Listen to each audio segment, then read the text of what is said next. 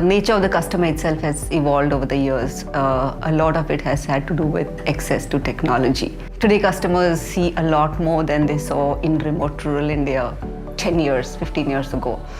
And I think the way one would look at the customer today is putting the customer within the framework of the environment that exists, mobile phones, technology, internet. So what the customer is looking for today is not just small loan, not just a bicycle, not just a local school they can go to. They're looking at having access to mainstream finance. The markets they can reach have changed drastically. So historically, if you're a finance company, you just about be able to cover the urban areas and tier 1 towns. Now, combination of technology, demand, etc. means you're actually having significant activity deep into rural India. That combination of their changing aspirations and the depth you're getting has meant the range of opportunities and products you need to structure are quite different. People are needing to invest, wanting to invest, are building more sustainable income streams. They're not looking for grants. They're actually looking for stuff which will help them improve their life.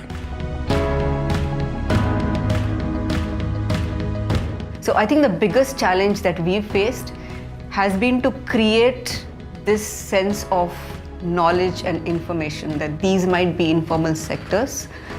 These might be traditionally customers who have not accessed formal finance, but does not necessarily mean that they are risky. It just means that there is a different way to evaluate their credit, and your traditional formal financial models may not exactly work in terms of these markets.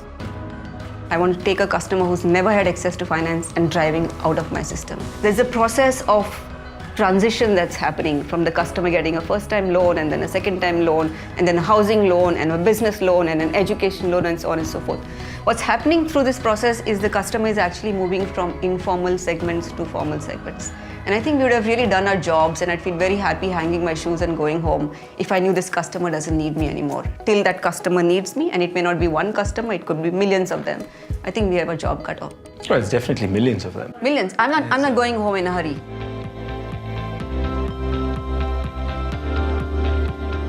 Profit with purpose. This is what it means. Here's the deal. The customer who is the most excluded has the highest risk premium. As the customer becomes seasoned customer, as the customer avails more financial products, he starts moving up the risk-return continuum. And as the customer moves up and starts getting access to more formal sources of finance, the customer becomes less interesting to me from a business perspective because my risk premium is dropped. My best utilization of capital is if I reach that customer at the bottom. My best return on mission is if I reach that customer on the bottom. If there are multiple ways to keep the customer up on that journey before he leaves my ecosystem, I'd be happy to do it. But there is a trade-off happening there. And because the opportunity is so huge, bringing more and more customers into that ecosystem and taking them up that journey till they move out of my ecosystem. But couldn't they become investors? Investors? They could. Absolutely. I think the opportunities are plenty.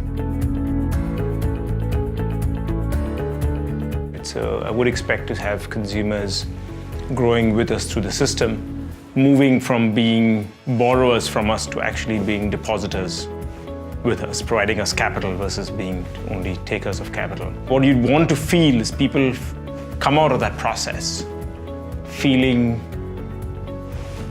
that change of improvement, right? Feeling that they've now had that ability to reach new ambitions, reach new goals.